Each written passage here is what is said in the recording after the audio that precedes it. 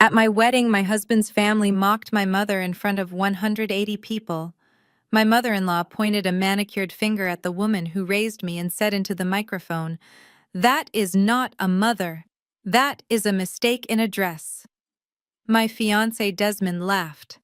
The guests laughed. I did not. I stood up, walked to the stage, and canceled the wedding right then and there. But I didn't stop at canceling the wedding. I realized that if they wanted to judge us by our bank accounts, I should play by their rules.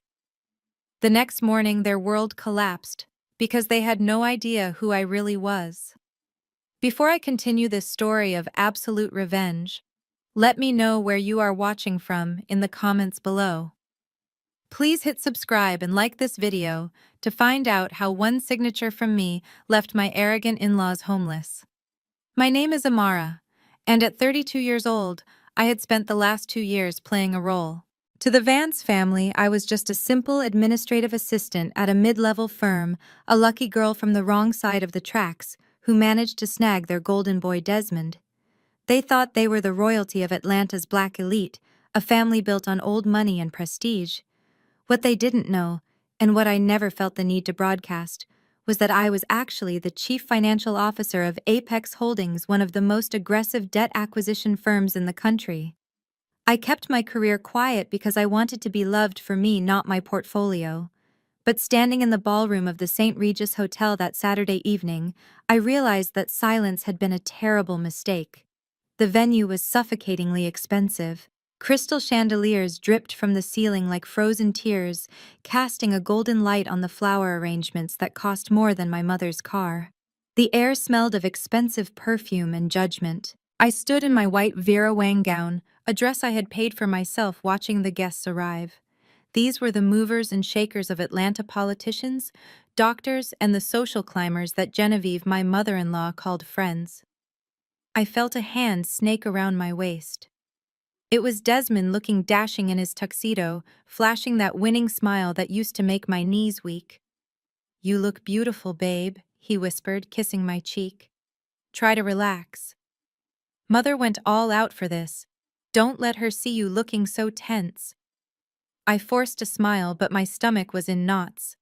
I had been asking to see the seating chart for a week, and Genevieve had constantly dodged me, saying she was handling the logistics. Now, looking at the gilded frame by the entrance, I understood why. My eyes scanned the list of tables. Table 1 was the head table reserved for the Vance family parents and siblings. Table 2 through 10 were for their VIP guests. I kept looking for Viola, my mother. I finally found her name. Viola Davis. Table 19. My blood ran cold. I walked over to the diagram to confirm the location. Table 19 wasn't just in the back. It was tucked into the far corner, directly next to the swinging double doors of the service kitchen and the hallway leading to the restrooms. It was the worst seat in the house, a spot usually reserved for the photographer's assistant or the DJ's equipment. "Desmond," I said, my voice trembling with suppressed rage. "Why is my mother at table 19? Desmond didn't even look at the chart. He just shrugged, adjusting his cufflinks. "Oh, that. Mom thought it would be best. You know your mother, Amara. She is a simple woman. She gets overwhelmed easily. Mom didn't want her to feel uncomfortable sitting with the senator or the bank owners. She thought your mom would be happier where it is quieter." "Quieter," I repeated, staring at him. "It is next to the kitchen, Desmond. Waiters will be bumping into her chair all night. She is the mother of the bride. She belongs at table 1 with us." Desmond sighed, that condescending exhale he did whenever I challenged his family. "Babe, drop it. The chart is printed. We can't move people around now. Besides, look at her." He gestured toward the corner. My mother Viola was already sitting there. She was wearing a simple navy blue dress she had bought from Macy's. It was elegant and modest, but compared to the sequins and designer labels filling the room, she looked plain. She was sitting with her hands folded in her lap, smiling politely at a busboy who was refilling her water glass. She looked small, she looked isolated, and she looked incredibly dignified despite the disrespect. She doesn't know which fork to use for the salad, Amara Desmond whispered, leaning in close so no one else could hear. Mom is saving her from embarrassment. Just let it go. For me, today is about us. I looked at the man I was about to marry. For the first time, I didn't see the charming marketing executive. I saw a coward.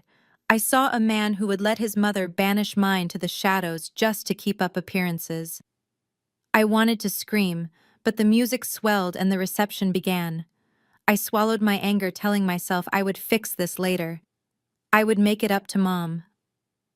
I walked to the head table, sat next to Desmond, and spent the next hour enduring the fake smiles of his family. Then came the toasts. Genevieve, my mother-in-law, sat like a queen at the center of the table, dripping in diamonds. But it was Ashley, Desmond's sister-in-law, who stood up first. Ashley was White, a former pageant queen married to Desmond's younger brother. She had spent the last 3 years trying to prove she was more Vance than the Vances, compensating for her outsider status by being the most vicious gatekeeper of their social circle. She tapped her champagne flute with a silver spoon. The room went silent. "Good evening, everyone," Ashley cooed, her voice dripping with artificial sweetness. She launched into a 5-minute speech about how wonderful the Vance family was, how lucky Amara was to be joining such a prestigious lineage. She didn't mention me by name, just referred to me as Desmond's new project. Then she turned her gaze toward the back of the room. "And we must acknowledge the guests who traveled so far to be here," Ashley said, her smile turning predatory. "Like Mrs. Viola. Where are you?" "Oh, there you are. Way back there." She pointed. Every head in the room turned to look at table 19. My mother froze, holding her fork halfway to her mouth. A spotlight, which I had not authorized, suddenly swung across the room and illuminated my mother, blinding her. "We just want to thank you," Ashley continued, her voice echoing through the surround sound speakers. "We know this world is quite an adjustment for you. Genevieve and I were just saying how brave you are to wear that. It is so quaint. It really reminds us all to stay humble and remember where we came from, even if some of us have moved much further up than others." A ripple of laughter went through the room. It wasn't loud, but it was distinct. It was the laughter of the elite mocking the poor. My mother lowered her head, her shoulders shaking slightly. "That is enough," I said, standing up. My chair scraped loudly against the floor. But Ashley wasn't done. She looked at Genevieve for approval. Genevieve stood up, taking the microphone from Ashley. The matriarch of the Vance family looked directly at me, then at my mother. The room went deadly silent, waiting for her benediction. "Sit down," Amara Genevieve commanded. "We are just having fun. Ashley is right. We have to be honest. Look at her." Genevieve pointed a long, diamond-encrusted finger at my mother, who was now wiping a tear from her cheek. "You can put a servant in a palace. But she is still a servant," Genevieve said, her voice projecting clear and cold. "We welcomed you, Amara, because Desmond insisted, but let's be clear about the stock you come from. That woman sitting by the bathroom? That is not a mother. That is a mistaken address." The room exploded with laughter. It was a roar of cruelty. I looked down at Desmond. I waited for him to stand. I waited for him to defend the woman who had paid for my college tuition by scrubbing floors. I waited for him to be a man. Desmond covered his mouth with his napkin to hide it, but I saw his shoulders shaking. He was chuckling. He was laughing along with them. He looked up at me, eyes watering from mirth, and tugged on my hand. "Sit down, babe," he wheezed. "It was a pretty good line. Don't be so sensitive." Time stopped. The sound of the room faded into a dull roar. I looked at Desmond's hand on my wrist, the expensive watch I had bought him for his birthday gleaming under the lights. I looked at Genevieve, smug and triumphant. I looked at Ashley, smirking behind her champagne glass. And then I looked at my mother, the strongest woman I knew, being reduced to a punchline by people who were drowning in debt they tried desperately to hide. Something inside me snapped. It wasn't a break, it was a realignment. The administrative assistant died in that chair. The CFO took over. I pulled my hand away from Desmond's grip. I didn't scream. I didn't cry. I simply walked around the table, my white dress flowing behind me like a shroud. I walked up the stairs to the small stage where the band was set up. I took the microphone from Genevieve's hand. She looked surprised, but she didn't let go immediately. I ripped it from her grip with a force that made her stumble back in her heels. The feedback from the speakers screeched, silencing the laughter instantly. I stood center stage looking out at the 180 faces of Atlanta's high society. I saw the confusion ripple through them. I looked down at Desmond, whose smile was fading into a frown of annoyance. I took a deep breath, and for the first time in 2 years, I spoke with my real voice. The voice that commanded boardrooms and terrified debtors. "Thank you, Genevieve, for that clarification," I said, my voice steady and cold as ice. "You are right. Mistakes were made today. But the biggest mistake wasn't my mother's dress. It was assuming that I was the one lucky to be here." I turned to look directly at Desmond. "Desmond," I continued, "you just laughed at my mother. You let your family humiliate her. You think you are sitting at the head table because you are special. But let me tell you something about mistakes. A mistake is thinking you can marry a woman, insult her blood, and expect her to pay the bill." I reached into the bodice of my wedding dress and pulled out my phone. "The wedding is off," I announced. "And since this is no longer a wedding reception, it is just a party that I am no longer hosting." Genevieve lunged forward, her face turning purple. "You ungrateful little brat, you will not ruin this day. You will sit down and apologize, or you will be nothing in this town." I looked at her, and then I looked at the banquet manager standing in the wings, looking terrified. "Manager," I called out, "bring me the bill. The full bill for this entire event. Right now!" The room gasped. Genevieve froze. Desmond stood up, looking pale. "Amara, what are you doing?" he hissed. "Stop this drama." "Oh, the drama hasn't even started," I replied, my eyes locking on his. "I am just balancing the books. And Desmond? You are about to be in the red." The silence in the St. Regis ballroom was heavy enough to crush bones.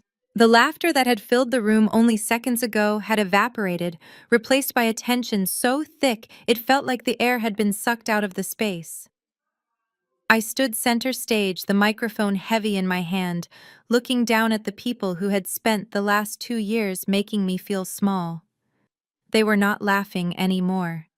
Desmond was staring at me with his mouth slightly open, a piece of lobster tail still poised on his fork, looking like a fish gasping for air. Genevieve had turned a shade of pale that clashed horribly with her emerald necklace. I took a breath, letting the adrenaline settle into a cold, hard resolve. I looked out at the sea of faces, the senators, the bankers, the socialites who had just chuckled at my mother's expense. "Ladies and gentlemen," I said, my voice projecting clearly without a tremor, "I apologize for the interruption of your dinner. I know you were promised a show tonight. You were promised a wedding, a union of two families, a celebration of love. But as Genevieve so helpfully pointed out, mistakes were made. And the biggest mistake was assuming that I would marry into a family that mistakes cruelty for comedy." Desmond finally found his voice. He stood up, knocking his chair over. "Amara, get down from there right now. You are making a scene. You are embarrassing yourself." "No, Desmond," I corrected him. "I am saving myself. There will be no wedding. There will be no vows. This relationship is terminated, effective immediately." A gasp rippled through the crowd. I saw guests reaching for their phones, eager to record the collapse of the social event of the season. And to the Vance family, I continued, turning my gaze to the head table. "You treated me like a charity case. You treated my mother like a prop for your amusement. You called this wedding a merger. Well, I have done my due diligence and I am pulling out of the deal. You are not a dynasty. You are a hollow circus, and I am tired of being the clown." That broke the dam. Genevieve let out a shriek that sounded more animal than human. She hiked up her designer gown and stormed up the stairs to the stage. She moved faster than I expected for a woman in 6-inch heels, her face twisted into a mask of pure fury. "You ungrateful little gutter rat," she screamed, raising her hand high. She swung at me with everything she had. It was a slap meant to assert dominance, a slap meant to put the servant back in her place. But she forgot one thing. I was not the timid administrative assistant she thought she knew. I was a woman who had fought for every inch of ground I stood on. I caught her wrist in midair. The sound of my hand stopping hers was a sharp crack that echoed through the microphone I was still holding.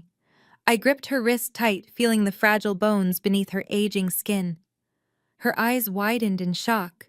She tried to pull away, but I held fast. "Do not," I whispered, leaning in, so only she in the front row could hear, "ever raise your hand to me again. I am not your daughter-in-law. I am not your subordinate. I am the stranger who knows exactly how much debt you are drowning in." I shoved her hand away and she stumbled back, catching herself on the podium. She looked at me with genuine fear for the first time. "You are crazy," she hissed. Get out. Get out of my sight." "Gladly," I said. "But there is one small administrative detail we need to handle first." I motioned to the side of the stage. Mr. Henderson, the hotel's banquet manager, stepped into the light. He looked terrified, clutching a leather folio to his chest. He had been hovering there waiting for my signal. He knew what was coming. "Mr. Henderson," I said, my voice returning to professional detachment, "please explain to Mrs. Vance the current status of the bill for this evening." The poor man cleared his throat, adjusting his glasses. Yes. Well, per the contract, the total cost for the ballroom rental, the 5-course dinner for 180 guests, the open bar and the floral arrangements comes to $212,450. Genevieve straightened her dress, trying to regain her composure. "So what?" "Send the bill to the Vance Media Group offices. My husband will have his accountant handle it on Monday. We have credit here." "Actually, Mrs. Vance," Mr. Henderson said, his voice shaking, "we attempted to run the pre-authorization on the company card provided by your husband earlier today. It was declined. We tried again an hour ago. Declined. We cannot bill a company that has a credit hold." The room went deadly quiet. I watched Desmond's father, a man who usually sat in silence letting his wife run the show, bury his face in his hands. "That is ridiculous," Genevieve scoffed, though her voice wavered. "It is a banking error." Amara put down the deposit. "Just charge the rest to the card on file." I smiled. It was the smile of a wolf. "Ah, yes," I said. "The card on file. My card." I reached into my purse, which I had placed on the podium, and pulled out my wallet. I extracted the black metal card. The American Express Centurion. The heavy clink it made as I tapped it against the microphone was unmistakable. "You see, Genevieve," I said. "I was happy to front the cost when I thought I was joining a family. I thought we were partners. But since I am just a mistake in a dress, and since my mother is not worthy of eating the food I paid for, I think it is only fair that you cover your own expenses." I turned to Mr. Henderson. "I am revoking authorization for this card immediately," I stated clearly. "I am not paying for this event. As of this moment, the contract is voided due to breach of trust." Mr. Henderson nodded, turning to Genevieve. "Ma'am, without a valid form of payment, I am afraid we have a problem. Hotel policy dictates that for a bill of this size, if the primary payer withdraws, the party must be terminated immediately, and the police must be notified of theft of services unless payment is rendered now." "Police," Desmond choked out, finally stepping forward. "You cannot be serious. Amara, stop this. You are going to get my parents arrested. Over a joke." "Pay the bill." "Desmond," I said simply. "If you are as rich as you pretend to be, $200,000 should be pocket change. Pull out your wallet. Write a check. Save your family." Desmond looked at me, then at his mother, then at the floor. He didn't move. He couldn't move. I knew for a fact that his personal checking account had less than $5,000 in it. I knew because I had seen his bank statements when he left them on my kitchen counter. "That is what I thought," I said. I dropped the microphone. It hit the floor with a thud that felt like a gavel banging in a courtroom. I walked down the stairs, past a trembling Genevieve, past a horrified Ashley, and straight toward the back of the room. The crowd parted for me like the Red Sea. I didn't look at anyone. My eyes were fixed on one point. Table 19. My mother was standing up. She hadn't eaten a bite. She looked at me, her eyes wide, but she wasn't crying anymore. She looked proud. "Let's go, Mom," I said, offering her my arm. "I know a place that serves better food than this, and they won't make you sit by the bathroom." Viola took my arm, holding her head high. As we walked toward the exit, the chaos erupted behind us. I heard Genevieve screaming at the manager. I heard Desmond shouting my name. I heard guests muttering and chairs scraping as people scrambled to leave before they got stuck with the tab. We pushed through the heavy double doors into the cool night air of the valet stand. The valet saw me coming and sprinted to get my car. As I waited, I heard a sound in the distance. It started low and grew louder, cutting through the humid Atlanta night. Sirens. Blue and red lights began to flicker against the glass facade of the St. Regis. The hotel manager hadn't been bluffing. He had called the police. My mother looked at me as the valet pulled up in my Mercedes. "Amara," she said softly. "What did you just do?" I opened the door for her and smiled a genuine smile this time. "I just balanced the ledger, Mom," I said. As we drove away, I looked in the rearview mirror. I saw 3 police cruisers screeching to a halt in front of the hotel entrance. Officers were running inside. The world of the Vance family was beginning to burn, and I didn't feel a shred of guilt. I only felt the engine purring beneath me, driving us toward the truth. But they had no idea that the wedding bill was just the appetizer. Tomorrow I was going to serve the main course. The drive from the St. Regis Hotel to my real home was quiet.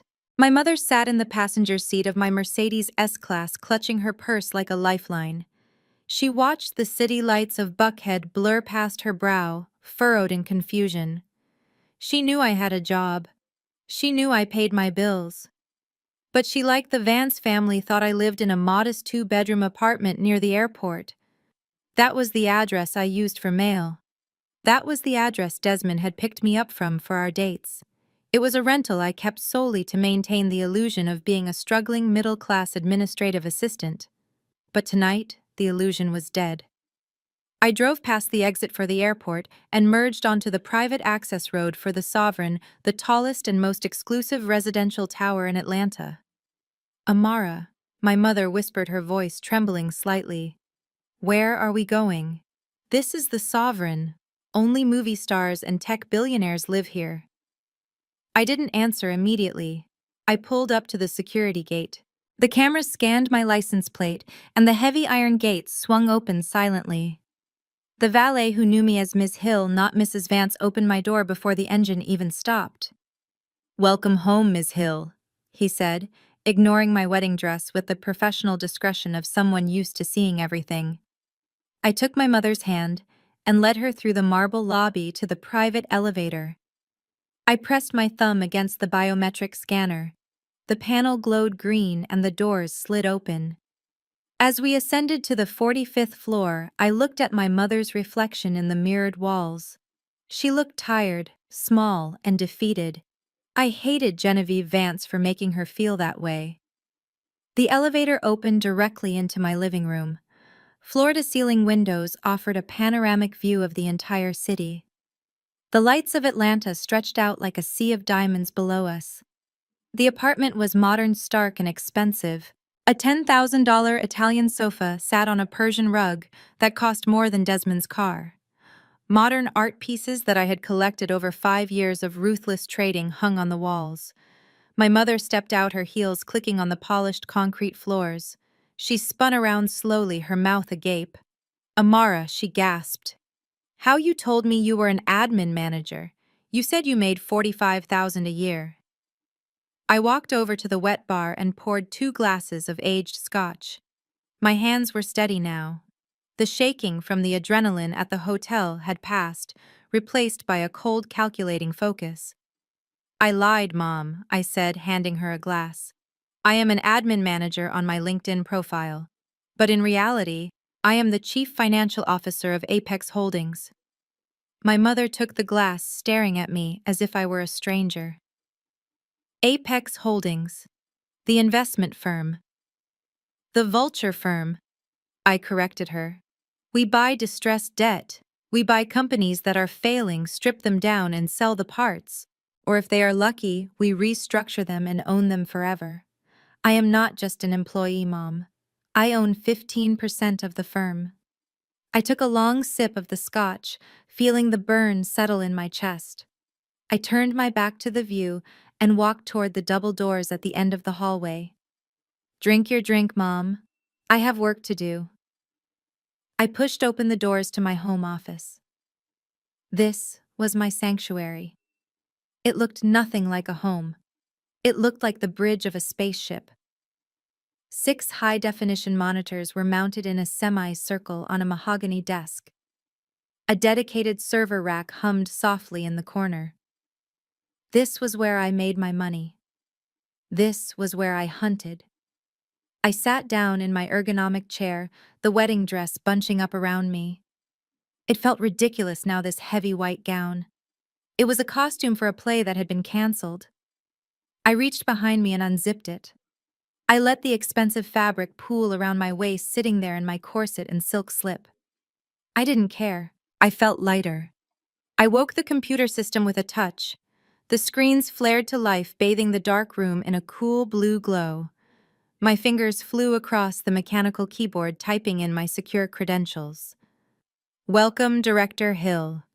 The system-synthesized voice greeted me. I didn't waste time. I opened the terminal for the credit bureau and the corporate registry. I typed in 3 words that made my heart hammer against my ribs. Vance Media Group. I had never looked them up before. Desmond had always been so vague about the family business, claiming private equity privacy, and I had respected that. I wanted to trust him. I wanted to believe that he loved me for me, and I loved him for him. I didn't want to know his finances because I didn't want him to know mine. But the truce was over. The screen populated with data. Charts, graphs, and lines of code cascaded down the center monitor. Red. Everything was red. I leaned closer, my eyes scanning the balance sheet. I let out a sharp, incredulous laugh. "Oh, Desmond," I whispered. "You are not rich. You are broke." The Vance family empire was a lie. The data showed a company in freefall. Their advertising revenue had dropped 40% in the last 2 years. Their operational costs were bloated by exorbitant salaries paid to family members. Desmond, Genevieve, his brother, even Ashley. They were bleeding cash. I scrolled down to their liabilities. They had maxed out every corporate line of credit. They had mortgaged the family estate. They had even taken out high-interest loans against their future receivables. And then I saw the reason for the wedding. There was a note in the file about a pending bridge loan from a conservative family trust in Savannah. The loan was for $5 million, just enough to keep them afloat for another year. The condition for the loan was stability. The trustees wanted to see Desmond, the heir apparent, settled down with a respectable wife to ensure the company's legacy. I wasn't a bride to them. I was collateral. They needed a wedding photo to secure a loan. But that wasn't the worst part. I brought up their debt maturity schedule. My eyes widened. They had a massive balloon payment of $15 million due. Date of maturity, tomorrow. Monday, May 12th. If they didn't pay $15 million by close of business tomorrow, they would default. They would lose everything. The company, the house, the cars, the reputation. I checked who held the debt. Originally, it was a consortium of regional banks. But banks get nervous when they see a sinking ship. They sell the bad debt to get it off their books. They sell it to risk takers.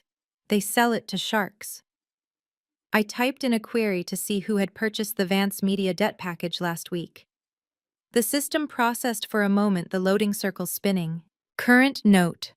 Holder, North Star Ventures, LLC. I froze. A slow, dangerous smile spread across my face. North Star Ventures was a shell company, a holding entity used for aggressive acquisitions. I opened a new window and logged into the Apex Holdings internal asset database. I searched for North Star Ventures, parent company Apex Holdings, portfolio manager Amara Hill. I sat back in my chair, the realization washing over me like a tidal wave of pure power. The laughter from the banquet hall seemed a million miles away now. Genevieve's slap, Ashley's sneer, Desmond's betrayal. It all shrank in the face of what was on the screen. My firm had bought their debt 3 days ago. The paperwork had crossed my desk for approval, but I had been so busy with wedding prep that I had just rubber-stamped it without looking at the name of the debtor. I owned them. I didn't just have their credit card bill, I held the mortgage on their entire existence. As the CFO of the parent company, I had the sole authority to call in the debt or grant an extension. I looked at the clock. It was midnight. In 9 hours, the markets would open. In 9 hours, Desmond would walk into a meeting expecting to charm a new investor. I picked up my phone and dialed my assistant Marcus. He answered on the first ring despite the late hour.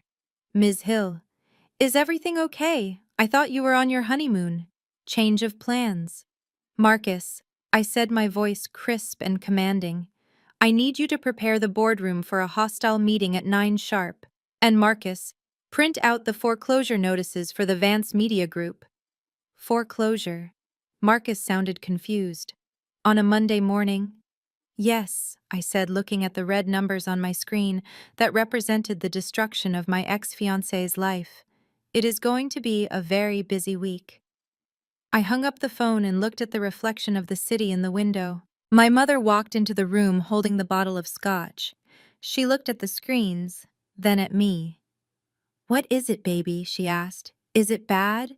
I turned to her, my eyes gleaming with tears I refused to shed, and a fire that would burn the Vances to the ground. "No, Mom," I said softly. "It isn't bad. It is perfect. The Vances owe $15 million to a company called North Star.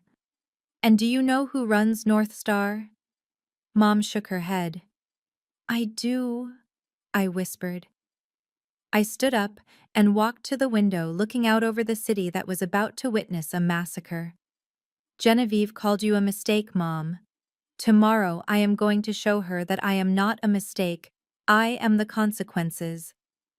I turned away from the window where the city lights of Atlanta sprawled out like a map of conquered territory. My heart was still racing from the discovery of the debt, but as I looked back at my mother, the adrenaline shifted into a different kind of shock. I expected to see Viola broken. I expected to see the woman who had sat quietly at table 19, head bowed, accepting the crumbs of respect the Vance family deigned to throw her way. I prepared myself to comfort her, to explain that her daughter was powerful enough to fix this. But the woman sitting on my Italian leather sofa was not the woman who had walked out of the St. Regis. Mom stood up, her posture, usually hunched in a way that suggested a lifetime of hard labor and humility, suddenly straightened. She looked at me, and the timidness in her eyes was gone, replaced by a steeliness that sent a shiver down my spine. She reached up to her head, and with a casual motion that made my jaw drop, she pulled off the gray, frizzy wig she had been wearing all evening. Underneath, her natural hair was braided in elegant silver-streaked cornrows that highlighted her high cheekbones. Next came the shoes. She kicked off the scuffed, sensible heels she had worn to the wedding, the ones Ashley had snickered at during the rehearsal dinner. She wiggled her toes into the plush carpet and let out a sigh of relief that sounded less like exhaustion and more like a warrior taking off armor after a battle. "You know, Amara," she said, her voice dropping an octave. She no longer sounded like the simple countrywoman she played around Desmond. Her diction was crisp, authoritative, the voice of a woman who commanded rooms, not cleaned them. "That Genevieve has a lot to say about taste for a woman whose entire net worth is tied up in leased cars and mortgaged property." I stared at her, my mouth slightly open. "Mom, what are you doing?" I asked.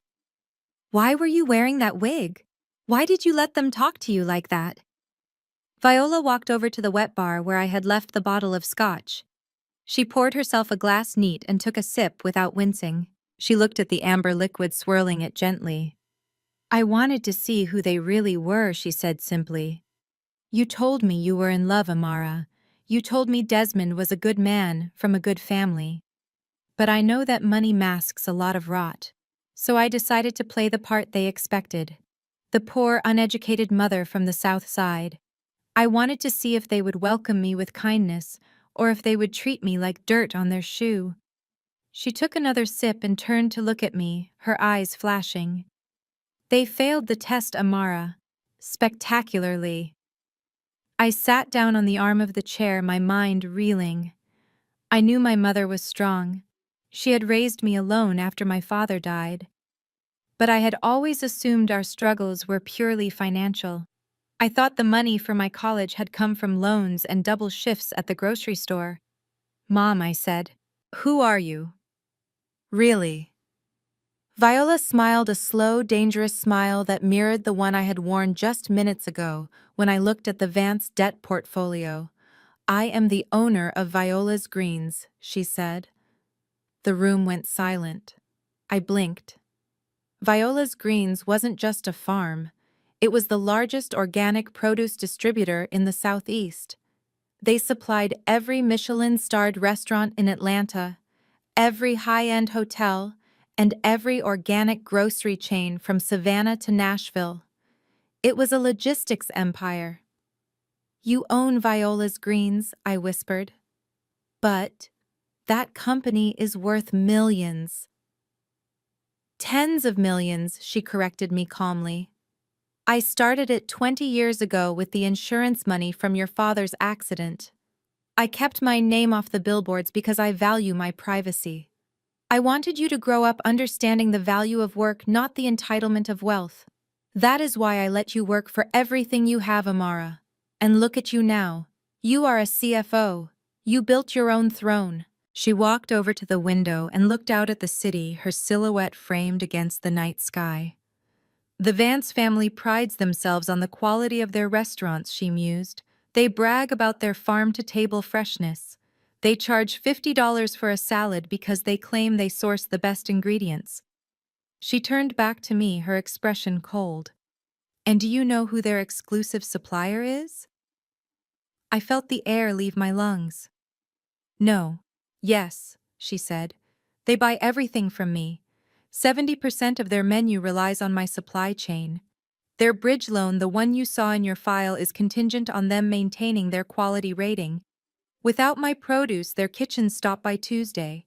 Their reputation dies by Wednesday. She reached into her purse, not the battered one she had carried into the wedding, but a sleek phone case I hadn't noticed before, and pulled out a smartphone. It wasn't an old prepaid model. It was the latest iPhone. She tapped the screen, finding a contact saved as distribution manager. She put the phone to her ear, her eyes never leaving mine. Richard, it is Viola, she said into the phone. Her voice was pure command. I am invoking the morality clause in our contract with the Vance Media Group and their restaurant subsidiaries. Yes, effective immediately. She paused, listening to the voice on the other end. I do not care about the penalty fees, Richard. I want every truck scheduled for delivery to their locations tomorrow morning rerouted to the food banks. Do not deliver a single head of lettuce. Do not deliver a single tomato. If they call, tell them the owner has decided that their business practices do not align with our values. Tell them the owner is a mistake in address. She hung up the phone and tossed it onto the sofa cushions. The sound was soft, but the impact was nuclear. She looked at me, and for the first time that night, I saw the mother I knew blend perfectly with the titan of industry standing before me. They mocked my clothes, Amara, she said softly. So I will strip them of their livelihood. They thought I was empty-handed. They did not know I was holding the keys to their pantry. I walked over and hugged her. It wasn't a hug of comfort anymore. It was a hug of partnership. We were two lionesses standing on top of the world, watching the hyenas below unknowingly wait for their doom. I am sorry I didn't tell you sooner, she whispered into my hair. But I needed to know you could stand on your own 2 feet. Tonight, when you took that microphone, I have never been prouder. You didn't need my money to destroy them. You used your own brain.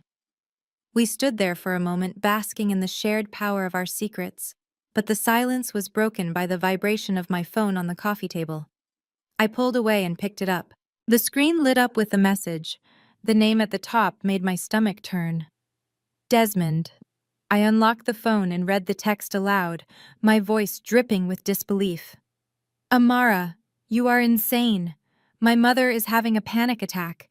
You ruined the most important night of our lives over a misunderstanding. You need to come back to the hotel right now, pay the bill, and apologize to everyone. If you don't fix this tonight, my father is going to sue you for defamation and breach of contract. Don't test me. This is your last chance to be a Vance. I looked at the message, then at my mother.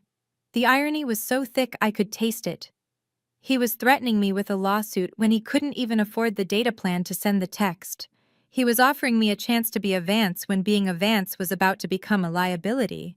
Viola laughed a dry, humorless sound. He thinks he has leverage, she said. I typed a response, my fingers flying across the screen. I didn't send a paragraph. I didn't send an apology. I sent a single emoji, the waving hand. I looked at my mother. Get some sleep, Mom, I said. We have a big meeting in the morning. She raised an eyebrow. I smiled. Yes. I think the CFO of Apex Holdings needs to introduce the new majority shareholder to the board. If you are going to cut off their food supply, you might as well be in the room to watch them starve. As I turned off the lights in the living room, leaving only the glow of the city, I knew that the real wedding gift wasn't a blender or a toaster. It was this, the absolute synchronized destruction of a family that thought they were untouchable. Desmond wanted a wife who would stand by his side, while he was about to get a partner who would stand on his neck. And the best part was, he was going to walk into my office tomorrow morning thinking he was the one in charge.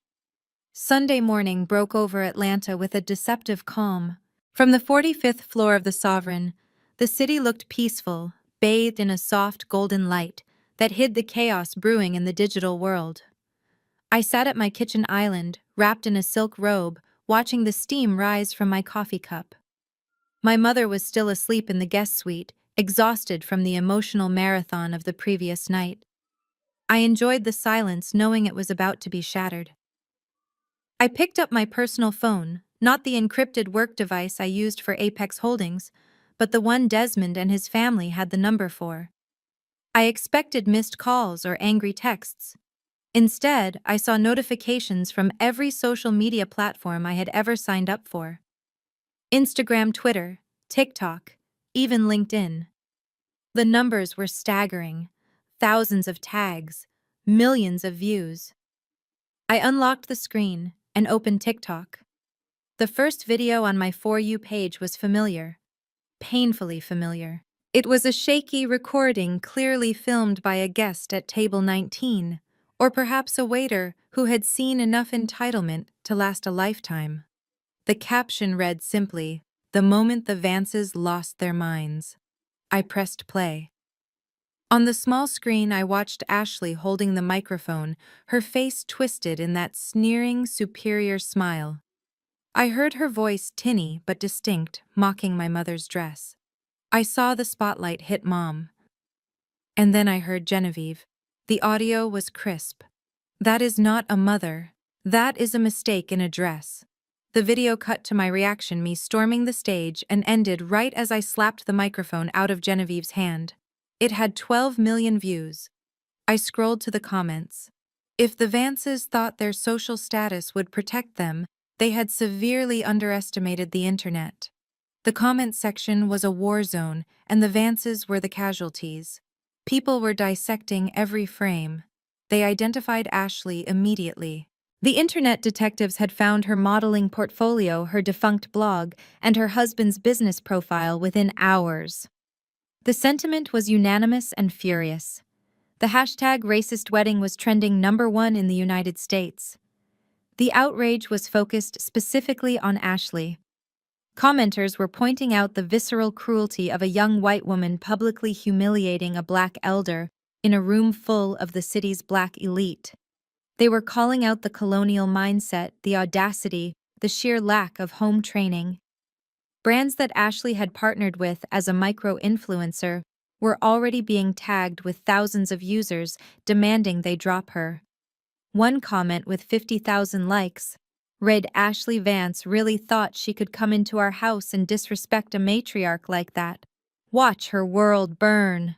I took a sip of my coffee, feeling a cold satisfaction settle in my chest. I had not leaked the video. I did not have to. The Vances had performed their cruelty on a stage, forgetting that in the modern world, everyone is a broadcaster. They had handed the public the weapon to destroy them. But as I refreshed the feed, the narrative shifted. A notification popped up that the official Vance Media Group page was live. I tapped the notification. The screen filled with the interior of the Vance family living room.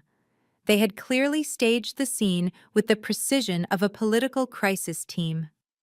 Genevieve was sitting on the beige sofa, wearing a modest cardigan that looked nothing like the flashy designer gear she usually flaunted. She held a tissue in her hand. Desmond sat next to her, looking solemn and heartbroken. Ashley was there too, red-eyed and clinging to her husband, looking like a frightened child rather than the predator she had been the night before. "Thank you all for tuning in." Desmond began, his voice trembling with an emotion I knew was fake. "We are devastated by the video circulating online. We want to tell our side of the story before the mob destroys a family legacy built on love and community." I leaned forward, resting my chin on my hand. This was going to be good. "The video you saw was taken out of context." Genevieve sobbed, dabbing at dry eyes. "Viola and I have a playful relationship. It was an inside joke. A bad joke, yes, but just banter between mothers. We love Amara. We welcomed her with open arms when she had nothing. Lies. Pure, unadulterated lies." Ashley spoke up next, her voice wavering. "I would never disrespect anyone based on race or class. I love this family. But what the video does not show is what Amara did to us. She has been planning this for months. She is a con artist." I raised an eyebrow. "A con artist?" That was a bold angle. "She lied to my brother." Ashley continued, gaining confidence as she spun the web. "She told him she was a poor admin assistant. She made him pay for everything for 2 years. She used us for our status, for our connections. And when we found out she was actually hiding money, hiding a secret life, she staged this blow-up to avoid signing the prenuptial agreement. She is a gold digger who got caught, and now she is trying to destroy us to cover her tracks." Desmond looked into the camera, his eyes pleading. "Amara, if you are watching this, please. We forgive you. Just come back. Stop this smear campaign. We know you hired people to film that. We know you want to ruin us because we asked for a prenup. But we are a family. We can work this out." The live stream exploded with hearts and supportive comments from their remaining loyalist people who were too blind to see the manipulation. They were painting themselves as the victims of an unstable, greedy woman. They were using the oldest trick in the book. Darvo. Deny, attack, and reverse victim and offender. They were banking on the fact that no one knew who I really was. They thought my silence was weakness. They thought that by labeling me a fraud, they could discredit anything I said in the future. I watched Desmond wipe a tear from his cheek, a tear that I knew was conjured up by the fear of poverty, not the pain of lost love. He looked pathetic. He looked like a man trying to put out a forest fire with a water pistol. They had just accused the chief financial officer of Apex Holdings of being a gold digger. They had accused the woman who owned their debt of being broke. I closed the app and set the phone down on the marble counter. The silence of the penthouse returned, but the energy had changed. Before, I was just going to foreclose on them. I was going to take their business and leave them to rebuild. But now they had attacked my character. They had dragged my name through the mud to save their own skins. They had tried to gaslight the world into believing that my mother deserved to be mocked. I stood up and walked to the window. The sun was fully up now, illuminating the city that was waking up to the scandal. I finished my coffee in one long swallow. They wanted to play the media game. They wanted to talk about secrets and hidden lives. They wanted to talk about who was conning who. "Fine," I said to the empty room. I walked over to my desk and opened my laptop. I didn't need to post a video. I didn't need to cry on camera. I had something much more powerful than a live stream. I had the truth documented in ledger lines and bank transfers. I pulled up a folder labeled Desmond Private. Inside were screenshots I had collected over the last 6 months. Not financial records this time, but photos, texts, receipts from hotels that I had not stayed in. While I had been working late to acquire their debt, Desmond had been busy acquiring a mistress. And not just any mistress, the maid of honor. I looked at the folder, then at the foreclosure documents my assistant had prepared. "You want a crisis, Desmond," I whispered, dragging the files into an email addressed to the editor of the Atlanta Shade Room. "I will give you a catastrophe." The strategic silence I maintained was driving them insane. I could see it in the frantic way they refreshed their social media feeds, waiting for me to post a crying apology or a defensive rant. They wanted a public fight because in a screaming match they could drag me down to their level and beat me with experience. But I gave them nothing. No tweets, no status updates, no interviews. My silence was a vacuum, and they were suffocating in it. I sat in my home office, the cool air conditioning of the penthouse, a sharp contrast to the heat I was about to unleash. On my primary monitor, I had the draft email open.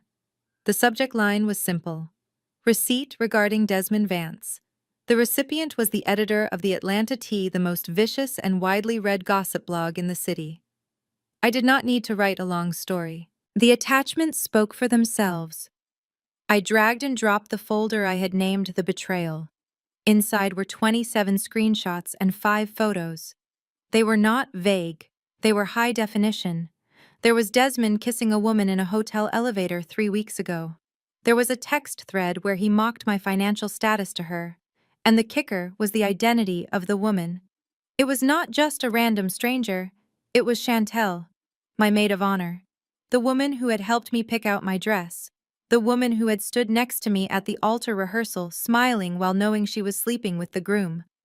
I clicked send. It took exactly 14 minutes for the internet to catch fire.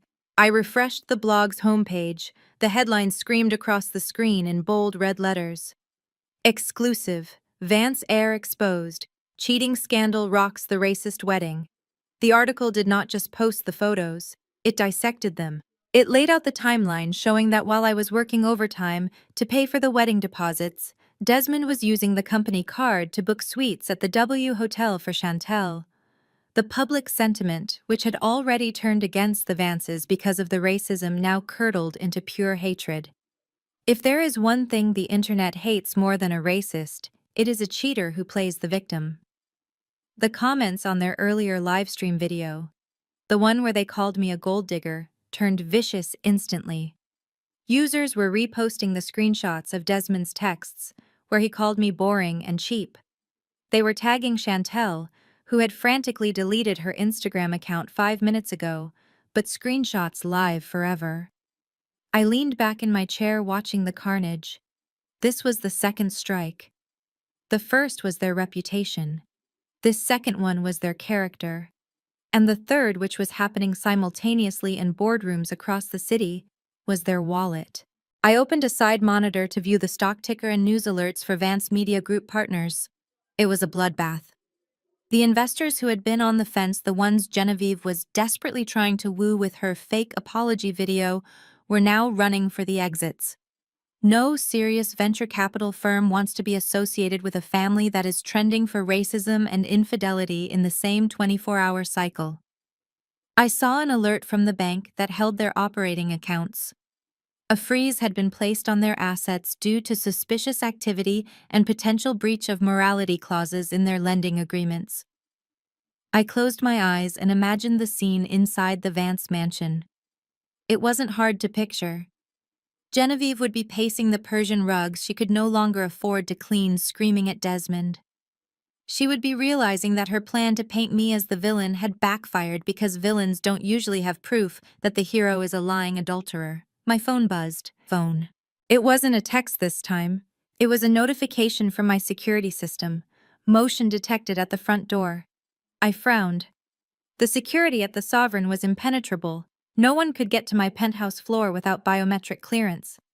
Then I realized the alert wasn't coming from here, it was coming from the decoy apartment.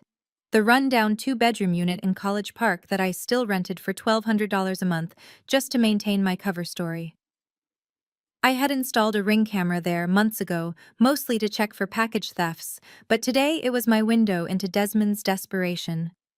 I pulled up the live feed on my iPad. There he was, Desmond Vance. He looked nothing like the polished prince from the wedding. His designer shirt was wrinkled and sweat-stained at the armpits. His hair was disheveled. He was pounding on the peeling green paint of the apartment door, looking over his shoulder, as if he expected paparazzi to jump out of the bushes. "Amara, open the door. I know you are in there." He kicked the bottom of the door. The sound was tinny and hollow through the camera's microphone. "Amara, please. You have to stop this. My dad is having chest pains. The investors are pulling out. Just come out and we can talk. I will give you whatever you want. I will sign the papers. Just tell them it was a misunderstanding. Tell them the photos are fake." I watched him plead with a piece of wood. It was pathetic. He really thought I was inside sitting on a second-hand couch crying over him. He thought he could charm or bully me into submission one last time. He had no idea that I was 10 miles away, sitting on Italian leather, drinking imported sparkling water, and preparing to take his company from him legally and permanently. He pulled out his phone and dialed my number again. My phone on the desk lit up. I let it ring. On the screen, I saw a neighbor from the apartment complex open their door. It was Mrs. Higgins, an elderly woman who used to bake me cookies when I stopped by to check the mail. She stepped out in her housecoat, holding a broom. "Boy, get away from that door," Mrs. Higgins yelled. "Amara isn't home, and even if she was, she doesn't want to talk to a man who yells like a fool." Desmond spun around looking wild. "You don't understand. She is ruining my life. She has to be here. This is where she lives." Mrs. Higgins laughed, a sound that crackled through the speaker. "She lives here, honey. Amara hasn't slept here in 2 years. She just picks up her mail. You don't know much about your own woman, do you? Now get before I call the police." Desmond looked at the door one last time, defeated. He slumped against the railing of the walkway. I zoomed in on his face. The arrogance was gone. In its place was pure terror. He was realizing that he didn't know me at all. He didn't know where I lived. He didn't know my money. He didn't know my heart. And most importantly, he didn't know that while he was banging on a wooden door in College Park, I was in a glass tower in Buckhead, printing out the agenda for a meeting that would end his career. I tapped the microphone button on the app. I could speak through the doorbell camera. The temptation was strong. I wanted to tell him to go home and pack a box. I wanted to tell him that his mother's house was next on my list. But I stopped myself. No. That would be mercy. That would give him a warning. And I was done giving the Vance family warnings. I closed the app and turned off the iPad. Let him sweat in the humid Georgia heat. Let him drive back to his mother empty-handed. Let them spend one more night thinking they could spin this, thinking they could find a loophole. Because tomorrow morning at 9 o'clock, they were walking into the lion's den. And unlike Daniel in the Bible, God was not going to shut the lion's mouth. I picked up the black folder on my desk. Inside were the acquisition papers for Vance Media Group. I ran my finger over the signature line where I would sign as the new owner. "Go home, Desmond," I whispered to the empty room. "Get a good night's sleep. You are going to need it, because tomorrow you are not negotiating with your fiancé. You are negotiating with the shark who just smelled blood in the water."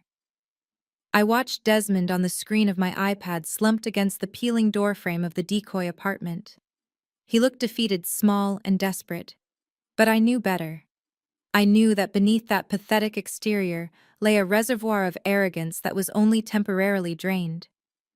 All he needed was a drop of hope, a single sign of weakness from me, and he would swell back up into the monster who had laughed at my mother. It was time to give him that hope. It was time to bait the trap. I picked up my phone and dialed his number. On the surveillance feed, I saw him scramble for his phone, nearly dropping it in his haste. He answered on the first ring, his voice breathless and frantic. Amara. Amara. Where are you? I am at your apartment. Your neighbor is crazy. Open the door right now. I took a deep breath, channeling every ounce of fear and insecurity I had felt in the early days of our relationship. I let my voice tremble, pitching it higher, breathless with fake anxiety. Desmond. I sobbed into the receiver. I am not there. I am driving. I saw the news. I saw the blogs. It is too much. I cannot take it anymore. My mother is crying. Everyone hates us. I just want it to stop. I watched his posture change instantly on the screen. He straightened up. He brushed the dirt off his sleeve. The desperation evaporated, replaced by the familiar sneer of control. He thought he had won. He thought I had broken. Stop crying, Amara, he snapped, his voice dropping into that condescending tone he used when he explained wine lists to me. You brought this on yourself. You acted like a child, and now you are paying the price. But because I am a good man, because I still care about you despite everything, I am willing to help you fix this. I bit my lip to keep from laughing. He was willing to help me. He was drowning, and he thought he was the lifeguard. Please, Desmond, I whined. I have the money. I have the savings I put aside for a house. It is exactly $200,000. I just want to pay the hotel and make the internet stop attacking me. Can we just meet? Can we just go back to how it was? Desmond laughed, a short, sharp bark of triumph. We can't go back, Amara. You humiliated my mother.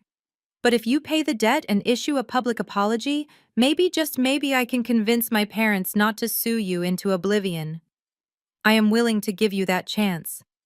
He paused, and I could practically hear the gears turning in his head. He needed that money. He needed it to show his parents he was a fixer. But more than that, he needed to feel superior. He needed to drag me into his world and make me feel small one last time. Meet me tomorrow morning, he commanded. 9 o'clock sharp. Okay, I whispered. Where, the coffee shop on Main? No, he scoffed. I don't have time for coffee shops. I have big business to handle tomorrow. Real business. Meet me at the headquarters of Apex Holdings in Buckhead. I froze. My hand gripped the phone tighter. Apex Holdings. My building. My kingdom. Why Apex? I asked, my confusion genuine this time. Why would he choose the one place on earth where I was a god? Desmond's voice swelled with self-importance. Because, Amara, unlike you, I have a company to run. I have a meeting at Apex at 9:30 with a major investment firm called North Star Ventures.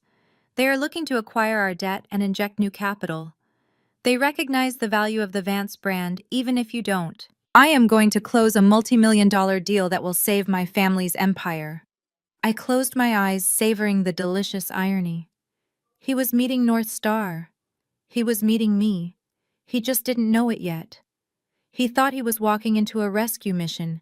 He had no idea he was walking into his own funeral. So meet me in the lobby at 9, he continued. Bring the cashier's check and dress appropriately, Amara. This is a billion-dollar office. Try not to look like your mother. The rage flared in my chest, hot and blinding, but I pushed it down. I converted it into fuel. Okay, Desmond, I said, my voice barely a whisper. I will be there. I will bring the money, and I will be dressed to kill. Good girl, he said. Don't be late. The line went dead. I looked at the iPad one last time. Desmond was walking away from the apartment door, a bounce in his step. He looked like a man who had just conquered the world. He was dialing his mother, probably to tell her that he had brought the stray dog to heel. I set the phone down on the cold marble counter of my kitchen. The performance was over. The trembling victim was gone. I stood up and walked into my home office, where the lights of the server rack blinked in the darkness. I pressed the intercom button on my desk phone. Marcus, I said. My assistant answered immediately. Yes, Ms. Hill is the schedule for tomorrow's set. Yes, ma'am, Marcus replied. The representatives from the Vance Media Group are confirmed for 9:30 in the main boardroom. They believe they are meeting with a senior partner from North Star Ventures. Change the location. I said, my voice steady and cold. I don't want them in a meeting room. I want them in the executive boardroom. The glass one. The one with the view of the entire city. There was a pause. That room is usually reserved for the CEO, Ms. Hill. I know, I said. And make sure the blinds are open. I want the sun in their eyes. I want them to see everything. And Marcus, yes, Ms. Hill. Prepare the foreclosure documents. Have them printed on heavy bond paper and put them in a red folder. Red, ma'am. Yes, I said, looking at my reflection in the dark window. The reflection of a woman who was done hiding. Red for blood. Because tomorrow there is going to be a slaughter. I released the button and leaned back in my chair. Desmond wanted me to dress appropriately. He wanted me to fit in at a billion-dollar office. I smiled. I walked to my closet and pushed aside the modest cardigans and floral dresses I wore when I was playing the part of Amara the admin. I reached to the back where my real clothes lived. I pulled out a tailored Alexander McQueen suit in sharp electric blue. I pulled out my Louboutin heels, the ones with the spikes on the toes. I pulled out the diamond-encrusted watch that cost more than the Vance family's entire year of revenue. He wanted to show me what success looked like. He wanted to intimidate me with the grandeur of Apex Holdings. He was going to walk into my lobby stand on my marble floors and wait for me to arrive. He thought he was setting a trap. He thought he was luring a mouse with a piece of cheese. He didn't realize that the mouse was actually a viper, and he had just invited it into his bed. Sleep tight, Desmond, I whispered. Enjoy your victory lap. Because when you wake up, you are going to find out that the woman you called a mistake is the one holding the eraser. And I am about to wipe you out. Monday morning arrived in Atlanta with a humidity that stuck to the skin, a heavy blanket of heat that foreshadowed the storm about to break over the Vance family legacy. While I was in my penthouse adjusting the lapels of my electric blue Alexander McQueen suit, Genevieve Vance was waking up in her colonial mansion, convinced that she could still spin the narrative. She believed that Monday was a fresh start, a chance to use her connections and her charm to erase the disaster of the weekend. She had no idea that her world had already stopped turning. She just hadn't felt the gravity shift yet. The first domino fell at 6 in the morning at the flagship location of Vance Bistro in Midtown. It was their crown jewel, a restaurant that prided itself on farm-to-table Southern cuisine. The executive chef Marco unlocked the back door to receive the daily delivery of fresh produce. Usually, by 6:15, the alleyway would be bustling with drivers unloading crates of organic kale, heirloom tomatoes, and artisan vegetables. But today the alley was silent. There were no trucks. There were no crates. There was only the hum of the city waking up and the buzz of flies near the empty dumpster. Marco waited 10 minutes, then 20. By 6:45, panic began to set in. A restaurant without food is just a room with tables. He picked up his phone and dialed the distribution center for Viola's Greens. He expected to hear the dispatcher's voice. Instead, he heard a sharp mechanical tone followed by a recording. "The number you have dialed is not accepting calls from this line." He frowned and tried the emergency backup number. Same result. Blocked. Marco didn't call Desmond. He called the person he feared most. Genevieve. Genevieve was sitting at her vanity applying layers of foundation to hide the dark circles under her eyes when her phone rang. She saw the chef's name and swiped right, annoyed. "Marco. Why are you calling me this early? I have a very important meeting with investors today. Do not bother me with menu changes." Mrs. Vance Marco's voice was tight with stress. "There is no menu. The delivery didn't come. Viola's Greens ghosted us. The walk-in fridge is empty. We have zero produce for the lunch rush. I have 60 reservations on the books for noon, and I cannot even make a side salad." Genevieve froze, her mascara wand hovering midair. "What do you mean they didn't come? We have a contract, An exclusive contract. Call them back and scream at them. Tell them who we are." "I did," Marco replied. "They blocked our numbers. And Mrs. Vance. I called my contact at the other supplier, the one we use for dry goods. They said they received a memo this morning. All credit accounts for Vance Media Group subsidiaries are on hold pending a liquidity review. They are not sending the flour or the oil either. We are dead in the water." The phone slipped from Genevieve's hand and clattered onto the glass top of her vanity. Viola's Greens. The name echoed in her mind. For 20 years she had signed checks to that company, never once connecting the dots. She had mocked a woman named Viola to her face on Saturday night, calling her a mistake, and on Monday morning that mistake had just cut off the oxygen to her family's business. "It is a glitch," she whispered to herself, her hands shaking as she picked up the phone. "It has to be a computer error. I will fix this after the meeting. Once we get the check from North Star, I will buy a new supplier. I will buy a whole farm if I have to." But the chaos was not confined to the restaurant. Across town in the trendy district of Buckhead, Ashley Vance was trying to maintain her own illusion of normalcy. She had put on oversized sunglasses to hide her swollen eyes and a wide-brimmed hat to obscure her face, hoping to avoid recognition after the viral humiliation of the weekend. She walked into her favorite coffee shop, needing a double shot of espresso to numb the headache that had been pounding since Saturday. She noticed the barista whispering to a coworker as she approached the counter. She saw the side-eye glances from the customers in line. They recognized her. She was the girl from the video. She was the racist sister-in-law. Ashley lifted her chin, channeling the arrogance she had learned from Genevieve. She ordered her oat milk latte with extra foam, tapping her acrylic nails on the counter impatiently. "That will be $7.50, the barista said, not making eye contact. Ashley pulled out her platinum credit card, the one linked to the family's corporate expense account. She tapped it against the reader with a flourish. The machine beeped, a harsh, dissonant sound. Transaction declined. Ashley frowned. "Try it again. The chip is sensitive." The barista sighed a sound of pure exhaustion and tapped it again. Declined. "Contact issuer." The line behind Ashley began to murmur. Someone snickered. Ashley felt the heat rising in her cheeks. She dug into her purse and pulled out her personal debit card.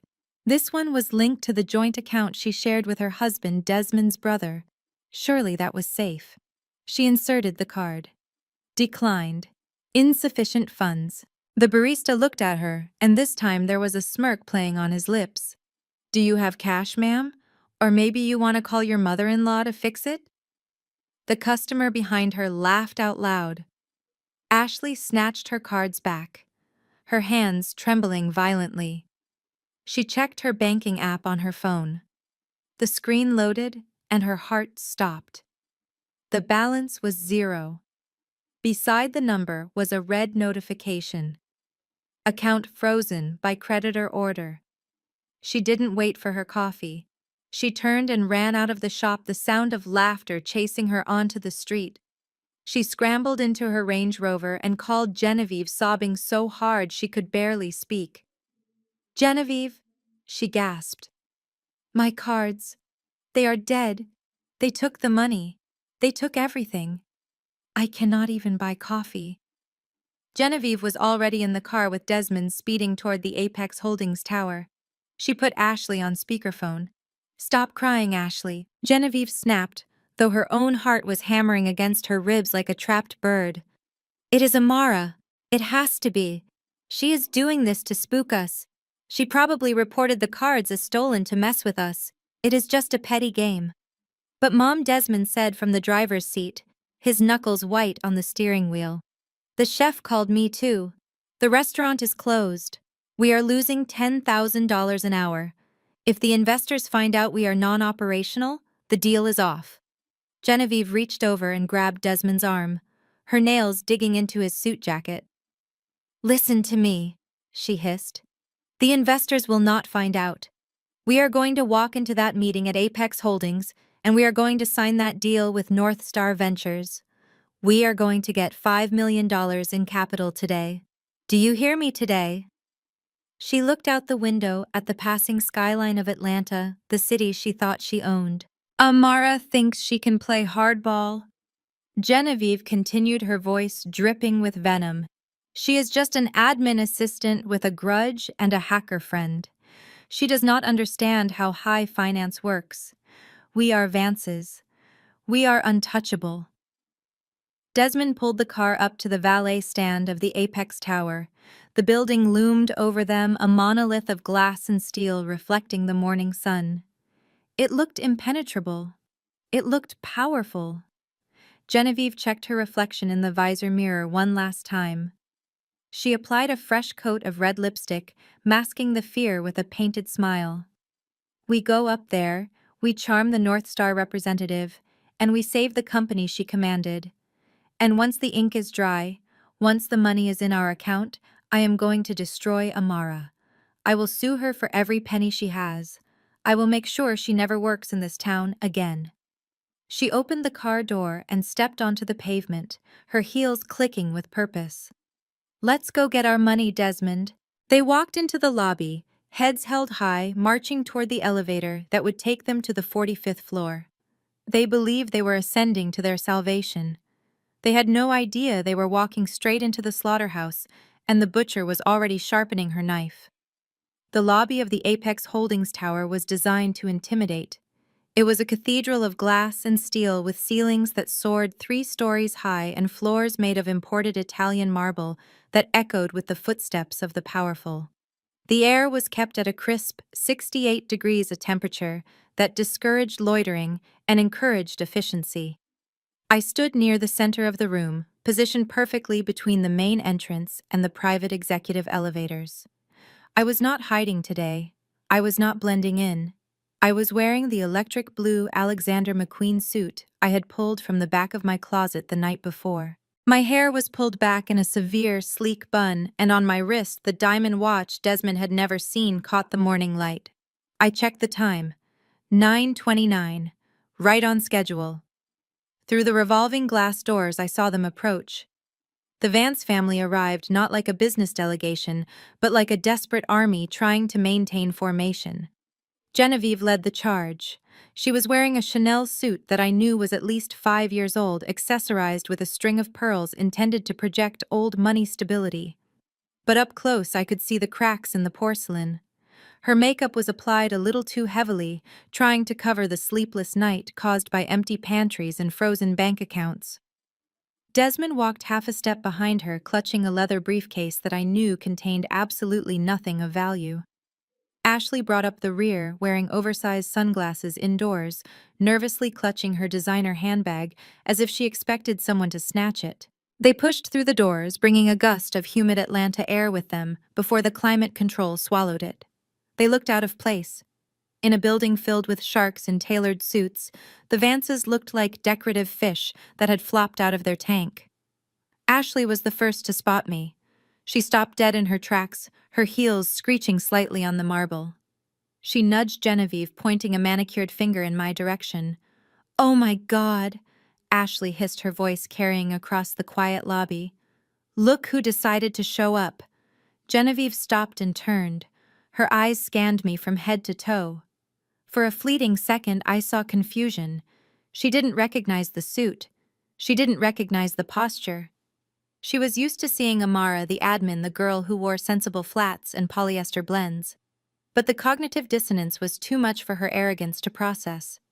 She immediately defaulted to her standard narrative. "Well," Genevieve said loud enough for the reception staff to hear, "I see someone came to her senses." They walked toward me. I didn't move.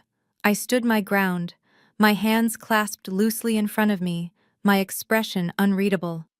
Desmond stepped forward, a smirk plastering itself onto his face.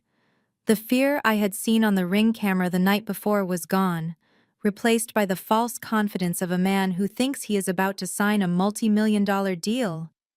"You are early, Amara," Desmond said, looking me up and down. "And you certainly dressed up. I told you to look appropriate, but I didn't think you would rent a costume. Who are you trying to be, a CEO?" Ashley laughed a shrill grating sound. She took a step closer, invading my personal space. She is not trying to be a CEO. Desmond Ashley sneered. Look at her. She is standing by the reception desk. She is probably here to beg for a job. What is it, Amara? Are you applying for the janitorial staff? Or maybe you are hoping to be the coffee girl for the meeting we are about to have. I looked at Ashley. I looked at the dark circles under her eyes that the sunglasses couldn't hide. I am here for the meeting, Ashley, I said calmly. Genevieve scoffed, waving her hand dismissively. Don't be ridiculous. This meeting is for serious investors only. It is with North Star Ventures. We are talking about millions of dollars, Amara. Not the pennies you are used to counting. Desmond checked his watch, ignoring me to address his mother. Mom, we have a few minutes before the partners come down to get us.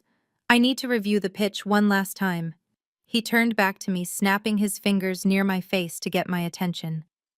Amara, since you are here and you clearly want to be useful, go make yourself busy.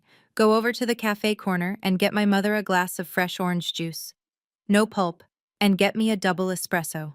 If you do it quickly and don't spill anything, maybe I will let you sit in the corner of the room and watch how real business is done.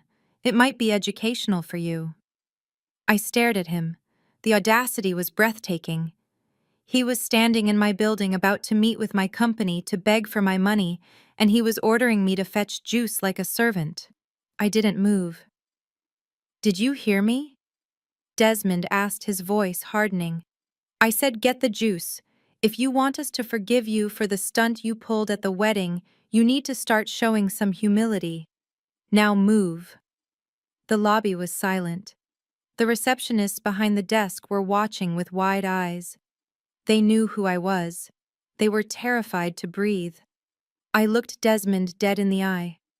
I am not getting you juice, Desmond. I said, my voice low and even. And I am not sitting in the corner. Genevieve stepped in her face, flushing with anger. Listen to me, you insolent little girl. We are the guests of honor here. We are about to save our company. You are nothing. You are a mistake in a dress. Remember? Now either get the juice or get out of our sight before I call security and have you thrown out. Security, I repeated. You want to call security? Yes, she hissed. I will have them drag you out by your hair. I smiled. It was a small, cold smile. The sound of the private executive elevator chiming interrupted us. It was a distinct tone, deeper and richer than the public elevators. The heavy brass doors slid open smoothly. The Vances turned to look, expecting I assumed their savior from North Star Ventures. Out stepped Marcus, my executive assistant. He was an impeccably dressed man in his 50s who had served 3 CEOs before me. He carried a leather folio and radiated an aura of absolute authority. Desmond straightened his tie. Ah, this must be the partner. Everyone look sharp. Desmond extended his hand, stepping forward to greet Marcus. Good morning, Sir, Desmond said, putting on his best salesman voice. I am Desmond Vance. This is my mother, Genevieve. We are ready for our meeting with North Star. Marcus didn't take Desmond's hand. He didn't even look at him. He walked straight past Desmond as if he were a piece of furniture. He walked straight past Genevieve, who had put on her charming smile. He walked straight past Ashley, who was trying to look bored. Marcus stopped directly in front of me. He bowed his head slightly, a gesture of profound respect. Good morning, Ms. Hill. Marcus said, his voice clear and deferential. The board of directors is assembled in the glass conference room as you requested. The foreclosure documents are prepared and ready for your signature. The silence that followed was absolute. Desmond's hand was still extended in the air, grasping at nothing. Genevieve's smile froze, twitching at the corners. Ashley's mouth fell open behind her sunglasses. I looked at Marcus. Thank you, Marcus. Are the guests cleared for security? Yes, Ms. Hill, Marcus replied. I have issued them temporary visitor passes, restricted access only. I nodded. I turned back to the Vances. They were statues. They were looking from Marcus to me, and back again, their brains struggling to compute the data. Ms. Hill, Board of Directors, foreclosure. I took a step toward the elevator, then stopped and looked back at Desmond. "You wanted to see how real business is done, Desmond?" I asked. I gestured toward the open elevator doors. "Well, come on then. The CEO hates to be kept waiting." I turned and walked into the elevator. Marcus followed, pressing the button for the penthouse floor. I watched through the narrowing gap of the closing doors as the realization began to dawn on their faces. It wasn't just fear anymore. It was horror. They weren't just visiting Apex Holdings. They were realizing that the monster they had been running from was the one holding the door open. "Are you coming?" I asked softly. Desmond stumbled forward, pulling his mother and sister with him, entering the metal box just before the doors snapped shut, sealing their fate. The elevator ride up to the penthouse floor was a study in suffocating silence. I stood at the front, my back to the Vance family, watching the floor numbers climb on the digital display. Behind me, I could hear the shallow, rapid breathing of three people who were slowly realizing that the ground beneath their feet was turning into quicksand. Desmond shifted his weight from foot to foot, the rustle of his suit jacket betraying his nerves. Genevieve was humming a low, tuneless melody, a nervous tick I had never noticed before. Ashley was tapping her acrylic nails against the screen of her phone, frantically trying to find a signal that didn't exist in the reinforced steel box of the executive lift. When the doors slid open, we were not greeted by a receptionist or a waiting area. We stepped directly into the executive boardroom.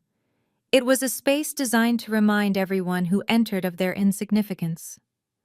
The walls were floor-to-ceiling glass, offering a 360-degree view of the Atlanta skyline. The morning sun flooded the room, bouncing off the polished mahogany table that stretched 20 feet down the center. At the far end, a single high-backed black leather chair sat empty, framed by the view of the city like a throne. Marcus walked in first, placing the thick red folder at the head of the table. He then stepped back and stood by the wall, hands clasped behind his back, his face a mask of professional indifference. I walked into the room, the click of my Louboutin heels echoing on the hardwood floor. I didn't stop at the guest chairs. I didn't stop at the side of the table where junior partners usually sat. I walked straight to the head of the table. I placed my clutch next to the red folder. I pulled out the high-backed leather chair and sat down. I crossed my legs, leaned back, and rested my hands on the armrests.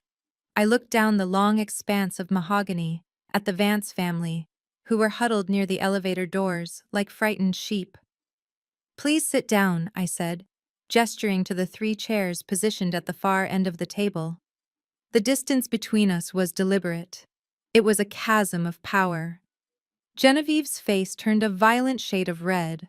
The shock of the lobby had worn off, replaced by a surge of indignation. She marched toward me, her finger raised. "Amara, have you lost your mind?" she screamed, her voice bouncing off the glass walls. "Get out of that chair immediately. That is for the managing partner of North Star Ventures. You are going to get us thrown out before the meeting even starts." Desmond rushed forward, trying to grab his mother's arm, but his eyes were fixed on me with a mixture of confusion and horror. "Amara, seriously," he hissed. "This isn't funny. Get up. You are the ex-fiancé. You don't sit there. You sit in the corner or you wait in the lobby. If the investors walk in and see you playing boss, they will laugh us out of the building." I didn't move. I didn't blink. I simply watched them unravel. Ashley hung back, whispering loudly to Desmond. "Is she on drugs? Why does she think she can sit there?" Genevieve reached the head of the table. She slammed her hand down on the wood, inches from my hand. I said, "Move!" she shrieked. "You are an administrative assistant.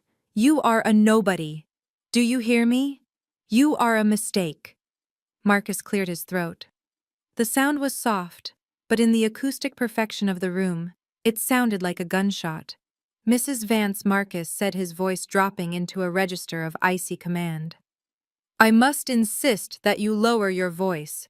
You are addressing the Chief Financial Officer of Apex Holdings and the majority shareholder of the North Star Distressed Asset Fund." Genevieve froze.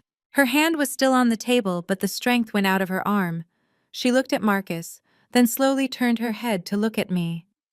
"What did you say?" she whispered. I said. Marcus continued, stepping forward to hand a business card to Desmond, who took it with trembling fingers. "That Ms. Amara Hill is the CFO. She is the executive who approved the acquisition of your debt portfolio this morning. She is not the admin. She is the bank." The silence that followed was heavy, absolute, and suffocating. I watched Desmond look at the business card. I watched his eyes scan the embossed title. I watched his knees buckle slightly, forcing him to grip the back of a chair for support. "No," Desmond stammered. "That is impossible. I have seen her pay stubs. I have seen her apartment. She makes $45,000 a year. She drives a Honda. I rented the Honda." "Desmond," I said, speaking for the first time since I sat down. "And the pay stubs Photoshop is a wonderful tool. I wanted to see if you loved me or if you were just looking for a wife to secure your loan. I got my answer on Saturday night."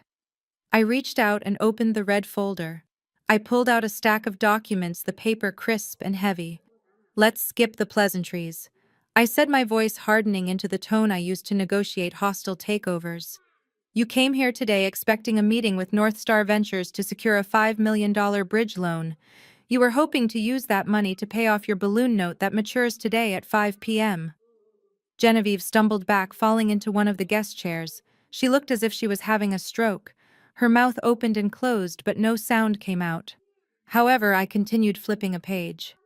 "North Star Ventures is a subsidiary of Apex, and as of 9 a.m. this morning, I personally executed the buy order for your debt from the regional banks. I own your mortgage. I own your equipment leases. I own the trademark to the Vance Media name." I looked at Desmond. He was pale, sweat beading on his forehead. "So, Desmond," I said, "I am not here to give you a loan. I am here to collect. You owe me $15 million. Do you have it?" Desmond swallowed hard. "Amara, please. You can't do this. We are family, or we were going to be. You can't just destroy us because of a bad wedding toast. We can work this out. I can explain the Chantel thing." I laughed. It was a dry, humorless sound. "The Chantel thing is irrelevant to this meeting, Desmond. That is a personal moral failure. This is business. And in business, when you cannot pay your debts, the creditor has the right to seize assets." I picked up the document on top of the pile and slid it down the long mahogany table. It spun across the polished surface and came to a stop right in front of Genevieve. "This is a notice of default and immediate foreclosure," I said. "You have breached the morality clause of your lending agreement by engaging in public hate speech. You have breached the liquidity clause by having your accounts frozen. And you have breached the solvency clause by losing your primary supplier." Genevieve picked up the paper, her hands shaking so violently the paper rattled. "Foreclosure," she gasped. "On the business." "On everything," I corrected her. "The business, the warehouse, and the mansion. You put the house up as collateral 3 years ago, Genevieve. Did you think I wouldn't find that in the title search?" Ashley, who had been silent until now, suddenly stepped forward. She looked terrified, but also strangely defiant. "Well, this doesn't affect me," she said, her voice wavering. "I am just an in-law. My name isn't on the loans. You can't touch me, Amara. I have my own money. I have my trust fund and my charity work." I stopped looking at Genevieve. I slowly turned my head to look at Ashley. I let a small, predatory smile play on my lips. "Ah, Ashley," I said softly. "I was hoping you would bring that up." I reached into the folder again and pulled out a separate, thinner stack of papers. These were not legal contracts. They were spreadsheets, highlighting in yellow marked specific rows. "You are right, Ashley. Your name isn't on the loan, but your name is all over the ledger for the Vance Family Foundation." Ashley went white.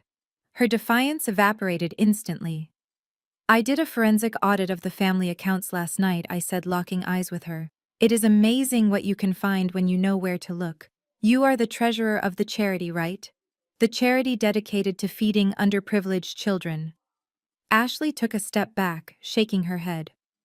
No. No, you can't. I found $600,000 in wire transfers over the last 2 years. I said, my voice rising slightly, cutting through her denial. Transfers to shell accounts that link directly to your personal credit card. You didn't buy those Hermes bags with your trust fund, Ashley. You bought them with money meant for starving kids. The room gasped. Genevieve turned to look at her daughter-in-law, horror dawning on her face.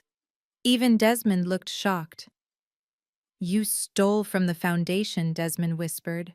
Ashley, are you crazy? That is federal prison. I leaned forward, clasping my hands on the table. Exactly, I said. Embezzlement, wire fraud, tax evasion. I looked at Ashley, who was now trembling, tears streaming down her face behind her sunglasses. So, Ashley, I said, you asked if I knew about your Hermes bags. I do. And I also know the phone number for the FBI Financial Crimes Division. In fact, Marcus is holding the line for me right now in the outer office. I picked up the phone receiver on the desk and held it out toward her. Do you want to say hello? Or should I tell them to come pick you up in the lobby? Genevieve Vance was cornered, but like a rat trapped in a kitchen, she was still trying to bite. She slammed her hand down on the mahogany table, her breathing ragged and shallow. She looked at the foreclosure notice I had slid toward her, then looked back at me with a mixture of terror and defiance. You cannot do this, Amara, she spat, her voice trembling. You can take the house. You can take the warehouse. But you cannot shut down the restaurants. Vance Bistro is an institution in this city. It is a cash cow. It generates $50,000 a week in revenue. If you foreclose on the business, you are killing a golden goose. No judge will allow you to seize a fully operational, profitable business just because of a missed payment deadline. We have cash flow. We can set up a payment plan. I sat back in my leather chair, steepling my fingers. I watched her struggle. She was clinging to the belief that the restaurants were her safety net. She genuinely believed that as long as the doors were open and customers were eating, she still had power. You are right, Genevieve, I said calmly. Vance Bistro is a profitable machine. Or at least it was until 6 o'clock this morning. But a restaurant is not just a building with tables. A restaurant needs food. And as of today, you don't have any. Genevieve scoffed, waving her hand dismissively. Please, that is just a hiccup. So one supplier dropped us. There are dozens of other vendors in Atlanta. We will have a new truck there by noon. You think you can starve us out? We are the Vances. People line up to do business with us. I checked my diamond watch. It was exactly 9:45. Actually, I said, looking at the heavy double doors of the boardroom. I think the person you need to speak to about that is arriving right now. Genevieve frowned. Who else is coming? I didn't answer. I just looked at Marcus, my assistant, and nodded. Marcus pressed a button on the wall panel, and the heavy doors slid open with a soft hydraulic hiss. The woman who walked in was not the woman who had sat at table 19. She was not the woman in the ill-fitting Macy's dress and the gray wig. She was a vision of power. My mother Viola stepped into the room wearing a cream-colored Armani pantsuit that fit her like a second skin. Her silver-streaked hair was braided into an intricate regal crown atop her head. She wore a single strand of South Sea pearls that I knew cost more than Genevieve's car. She didn't walk with the shuffle of a tired old woman. She glided across the floor with the stride of a CEO who owns the building. Desmond gasped audibly. Ashley lowered her sunglasses, her mouth falling open. Genevieve squinted, trying to reconcile the image of this elegant titan with the memory of the woman she had mocked. Who is that?" Genevieve whispered. My mother stopped next to my chair. She placed a hand on my shoulder, a silent gesture of solidarity, then turned her gaze to the Vance family. She didn't look angry. She looked bored. She looked at them the way a lion looks at a gazelle that isn't even worth the effort of chasing. I believe we have met, Viola said, her voice rich and smooth, filling the acoustic space of the room. Although last time the lighting was quite poor and I was sitting by the kitchen door. Genevieve's eyes widened. Viola. My mother smiled. It wasn't a warm smile, Mrs. Vance Viola said. It is a pleasure to finally speak to you face to face. I understand you are having some supply chain issues this morning. Genevieve looked from Viola to me, then back to Viola. I don't understand. What are you doing here? Did Amara buy you those clothes? Is this another part of the costume? I leaned forward. Genevieve, I said, my voice cutting through her confusion. You said you could just call another vendor. You said people line up to do business with you. I think it is time you knew exactly who feeds you. I gestured to my mother. May I introduce you to Ms. Viola Davis? She is the founder-owner and CEO of Viola's Greens. The silence that hit the room was physical. It felt like the air pressure had dropped. Viola's Greens. Desmond choked out. Our supplier, the exclusive organic distributor for the entire Southeast region? The same, Viola said coolly. Genevieve shook her head, her face draining of color. No, that is impossible. Viola's Greens is a massive corporation. You are just a what? Viola asked, raising an eyebrow. A mistake in address. A servant. Genevieve shrank back in her chair. For 20 years, Viola continued pacing slowly around the table like a predator circling prey. My trucks have delivered the tomatoes for your famous bisque. My farms have grown the lettuce for your $12 salads. My drivers have ensured that you look like a gourmet establishment. You built your reputation on the quality of my soil. She stopped directly behind Genevieve's chair. And for 20 years I stayed in the shadows because I believed in humility. But you, Genevieve, you believe in hierarchy. You believe that the person who serves the food is less human than the person who eats it. Viola reached into her designer bag and pulled out a document. It was a contract cancellation notice. This morning I invoked the morality clause in our supplier agreement, Viola stated. The clause clearly states that the vendor reserves the right to terminate service if the client engages in conduct that damages the vendor's reputation.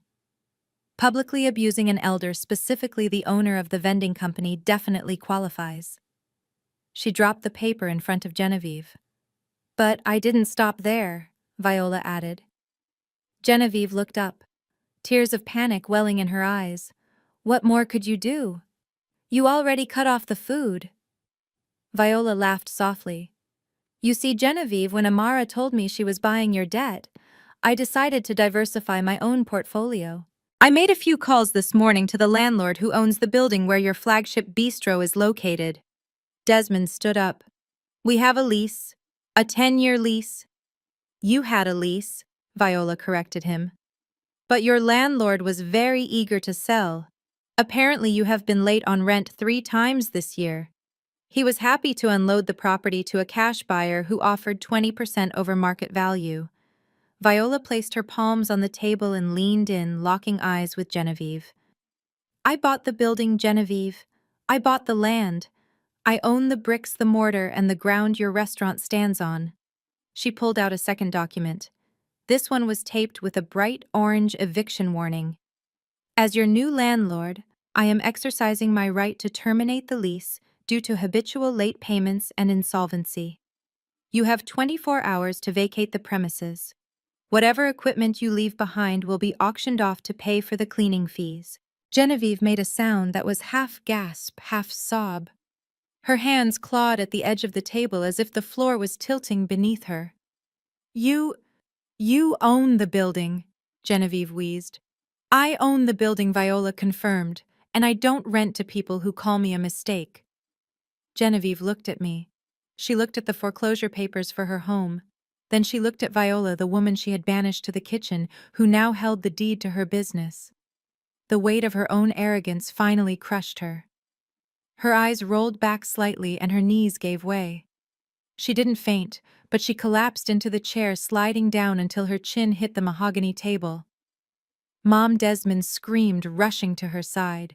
Genevieve lay there breathing heavily, staring blankly at the polished wood. She finally understood. She hadn't just insulted her daughter-in-law, She hadn't just insulted a guest. She had looked into the face of the woman who put food on her table and money in her pocket, and she had spit on her. And now the hand that fed her had returned to slap her into oblivion. I watched them scramble to fan her face, Ashley crying in the corner, Desmond shouting for water. I looked at my mother and winked. "We are not done yet," I whispered. Ashley is still standing. Genevieve was still slumped over the mahogany table, gasping for air as the reality of her eviction settled in. Desmond was patting her back, looking at me with eyes that were no longer arrogant, just empty and terrified. They were broken. The Vance dynasty had been dismantled in less than 20 minutes.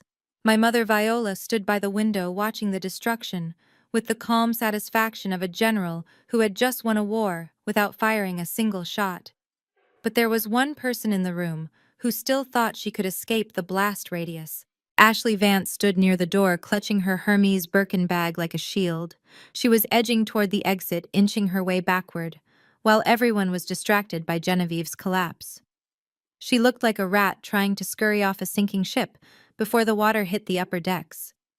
She probably thought that because her last name was only Vance by marriage, she was immune to the debts of the company. She probably thought she could divorce her husband, take her trust fund, and disappear into the social circles of Savannah or Charleston. I watched her reach for the door handle. "Going somewhere, Ashley?" I asked. My voice was soft, but it stopped her dead in her tracks. She froze, her hand hovering over the brass lever. She turned slowly to face me, pushing her sunglasses up onto her head. Her eyes were wide, darting around the room, looking for an exit that didn't exist. I have to go," Ashley stammered. "This is a family matter. It has nothing to do with me. I need to pick up my dry cleaning." I picked up the phone receiver on the desk again. "Actually, Ashley, I think your dry cleaning can wait. There are some people in the lobby who are very eager to meet you." I pressed a button on the console. "Marcus, send them in." The heavy doors slid open again, but this time it wasn't a business partner or a lawyer who walked through. Two men and a woman entered the room wearing navy blue windbreakers with yellow lettering on the back. They didn't walk with the casual stride of corporate executives. They moved with the heavy, purposeful gait of law enforcement. Ashley let out a small, strangled squeak. "Gentlemen," I said, gesturing toward the blonde woman trembling by the door. "That is Ashley Vance." One of the officers stepped forward. He pulled a folded warrant from his pocket. "Ashley Vance," he announced, his voice flat and professional. "We are with the Georgia Bureau of Investigation Financial Crimes Division. We have a warrant for your arrest." "Arrest!" Ashley shrieked. Her voice cracked, hitting a note so high it hurt my ears. "For what? I haven't done anything." "This is a mistake. My father is a judge. You cannot touch me." The officer ignored her hysteria. He continued reading from the paper. "You are being charged with 6 counts of wire fraud, 4 counts of embezzlement, and 1 count of filing false tax returns. We have evidence that over the last 24 months, you systematically diverted funds from the Vance Family Foundation, a registered 501c3 charity, into offshore accounts controlled by you." Ashley stumbled back, shaking her head violently. "No. That is a lie. That is Amara. She is setting me up. She is the one who hacked the accounts." I stood up and walked around the table. I held up the tablet I had been using. On the screen was a simple flowchart. It showed money leaving the charity account, money donated by good people to feed hungry children, and landing directly in a shell company called AV Consulting. And from there, the money went straight to American Express Saks Fifth Avenue and the dealership where she bought her Range Rover. "I didn't hack anything, Ashley," I said, holding the screen up for Genevieve and Desmond to see. "I just read the bank statements. You were lazy. You used the same IP address for the charity transfers that you used to upload your selfie on Instagram." Genevieve pulled herself up from the table. She looked at the screen. She saw the numbers. $600,000. Money that was supposed to be the family's legacy of giving. Money that was the only tax shelter they had left. You stole from the foundation," Genevieve whispered. Ashley turned to her mother-in-law, her eyes pleading. Mom, please. You know I wouldn't. Amara faked this. Help me call the lawyers. And this was the moment I had been waiting for. The moment when the rats turned on each other. Genevieve looked at the police officers. She looked at the warrant. She looked at the ruin of her own life, the foreclosure, the eviction. She realized she was drowning. And like a drowning person, she would climb on top of anyone to get a breath of air, even her own daughter-in-law. Officer Genevieve said, her voice shaking, but gaining strength. We had no idea. What? Ashley gasped. Genevieve, we didn't know, Genevieve said louder, pointing a shaking finger at Ashley. She was the treasurer. She handled all the books for the charity. My son and I, we are victims here too. She betrayed us. She stole from us. Ashley's husband, Preston, who had been standing silently in the corner near the window, finally stepped forward. He was Desmond's younger brother, a weak man who had always let Ashley run his life. But seeing the handcuffs come out, self-preservation kicked in. She did it, Preston blurted out. I saw her with the ledgers late at night. She told me she was organizing donations. I didn't know she was stealing. Officer, I am innocent. I want to file a statement against her. Ashley looked at her husband, then at Genevieve, her face twisted into a mask of pure betrayal. You cowards, she screamed. You ate the dinners I paid for. You rode in the car I bought. You knew. You all knew the money was coming from somewhere. That is enough, the officer said. He grabbed Ashley's wrist. She tried to pull away, her fingernails clawing at the air. Don't touch me. Get your hands off me. Do you know who I am? Click. The sound of the handcuffs ratchet locking was the sweetest sound I had heard all morning. It cut through her screaming like a knife. The officer spun her around, securing her hands behind her back. The Hermes bag she loved so much fell to the floor with a heavy thud. Ashley Vance. The woman who had mocked my mother for her clothes was now wearing the ultimate accessory of shame. She looked at me as the officers began to drag her toward the door. Her face was streaked with mascara. Her hair was a mess and the arrogance was completely gone. Amara, she wailed, please tell them to stop. I will apologize. I will do anything. I looked at her, then I looked down at my mother. Viola was watching the scene with a blank expression, sipping a glass of water Marcus had brought her. I walked over to Ashley. I leaned in close, so close I could smell the expensive perfume that she had bought with stolen money. You want to apologize? I asked. Yes. Yes. I am sorry. I am so sorry. I nodded slowly. Save it for the judge, Ashley. I hear the cafeteria food in federal prison is terrible. Maybe you will finally learn what it feels like to be hungry. The officers pushed her through the doors. Her screams echoed down the hallway, getting fainter and fainter, until the elevator doors dinged shut, silencing her. Get your hands off me. You are making a mistake. My family will destroy you. You are all cowards. The silence returned to the boardroom. But it was a different kind of silence now. It was the silence of a graveyard. I turned back to the table. Genevieve and Desmond were staring at the door where Ashley had just been dragged out. They were alone. Their money was gone. Their business was gone. Their home was gone. And now their family was gone. They had thrown Ashley to the wolves to save themselves, but they didn't realize that they were still trapped in the den with the alpha. I walked back to the head of the table and sat down. I smoothed the lapel of my blue suit. Well, I said, looking at the shell-shocked survivors. Now that the criminal element has been removed, let's discuss your exit strategy, because you still have 23 hours to get out of my building. The heavy oak doors clicked shut, silencing Ashley's screams as the officers dragged her away.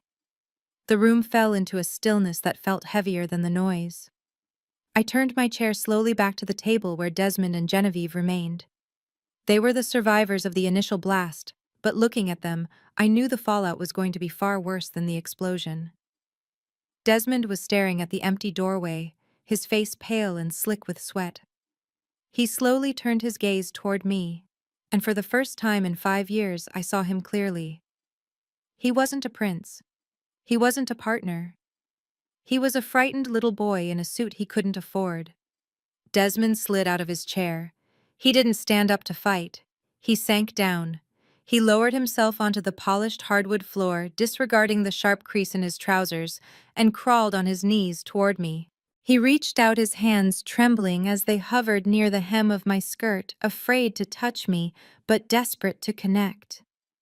"Amara, please," he choked out, tears finally spilling over his cheeks. "Baby, look at me. It is Desmond. We have been together for 5 years.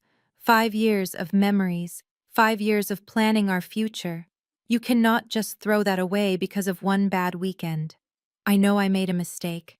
I know I should have defended your mother. I was weak. I was scared of my mom. But I love you. Doesn't that count for anything?" I looked down at him. I remembered the first date we went on, how charming he had been. I remembered the nights we spent talking about building a life together. But then I overlaid those memories with the photos of him in the hotel elevator with Chantel. I overlaid his pleading voice with the laughter I heard when his mother called mine a mistake. I felt nothing. No anger, no sadness. Just the cold clinical detachment of an auditor closing a bankrupt file. 5 years, I repeated softly. You are right, Desmond. For 5 years I was blind. I thought your arrogance was confidence. I thought your control was protection. But I am not blind anymore. I have 20/20 vision, and all I see is a liability. I swiveled my chair toward Marcus. Marcus, bring me the personnel file for the Director of Marketing at Vance Media Group. Marcus stepped forward and placed a single sheet of paper in front of me. I picked it up and read it aloud. Desmond Vance, Title Director of Marketing, salary $250,000 a year. I looked back down at Desmond, who was wiping his nose on his sleeve. I reviewed your work history last night, Desmond. In the last 3 years, you haven't launched a single campaign. You haven't signed a single new client. You have spent your days playing golf and your nights expensing dinners with women who are not your fiancé. Amara, wait, he pleaded. I bring value to the brand. I am the face of the company. Not anymore, I said.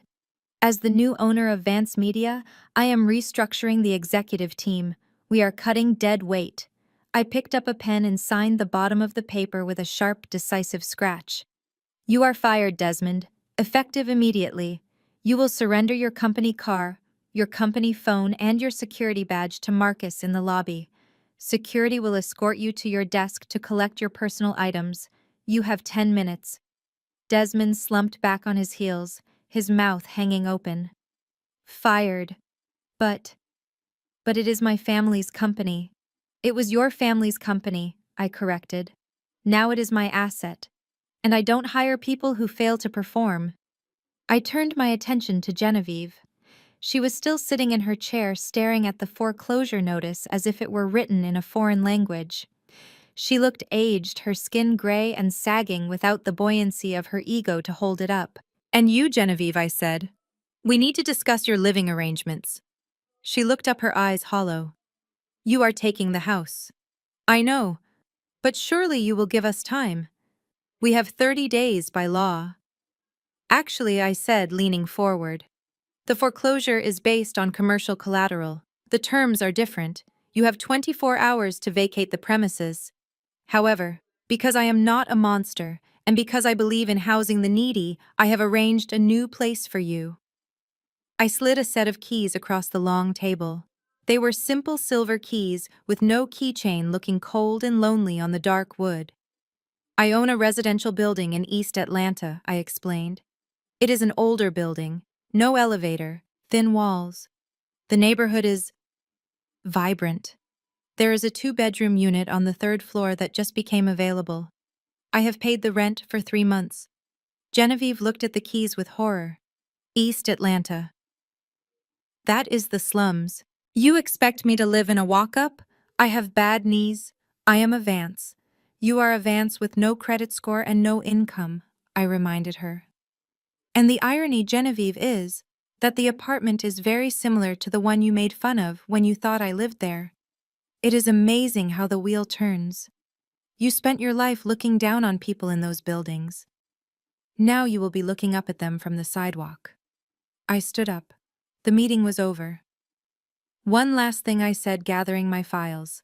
I have decided what to do with the remaining assets of the Vance Media Group once I liquidate the equipment. Desmond looked up, a flicker of hope in his eyes. Are you going to keep the money?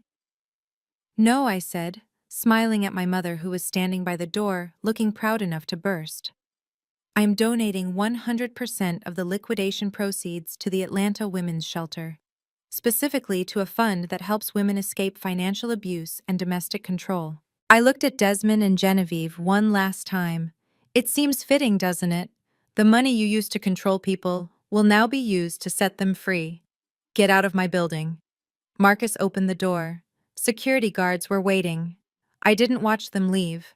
I turned my chair to face the window, looking out at the city of Atlanta. I heard the scuffle of feet, the soft sob of Genevieve, and the heavy silence of Desmond's defeat. Then the doors closed, and the air in the room felt instantly lighter. I took a deep breath, inhaling the scent of expensive leather and absolute victory. My mother walked over and stood beside me. She didn't say a word. She just took my hand and squeezed it. We stood there, two queens looking over our kingdom, while the jesters were escorted out to the street where they belonged. 6 months is a long time in the business world, but it is an eternity when you are watching karma do its work. The seasons had changed in Atlanta, the humid summer giving way to a crisp golden autumn. But the biggest change wasn't in the weather, it was in the landscape of our lives. I parked my car in front of the new Viola's Greens headquarters. It was a massive solar-powered facility that we had built with the profits from the Apex restructuring. Tonight was the grand opening, and the party was already in full swing. But before I went in, I checked my phone. I had a Google alert set up for the name Vance, a little guilty pleasure I allowed myself once a week. The update on Ashley Vance had come through that morning. Her trial date had been set. Her lawyers were trying to plead insanity, claiming the pressure of being a socialite had forced her to steal. The judge wasn't buying it. She was facing 5 to 10 years in federal prison. The photos of her leaving the courthouse looking gaunt and wearing a department store suit were a stark contrast to the girl who had sneered at my mother in the St. Regis. Then there was Desmond. I scrolled down. His LinkedIn profile had been updated. He was now a junior sales associate for a budget car insurance company in Macon, 2 hours away from the city.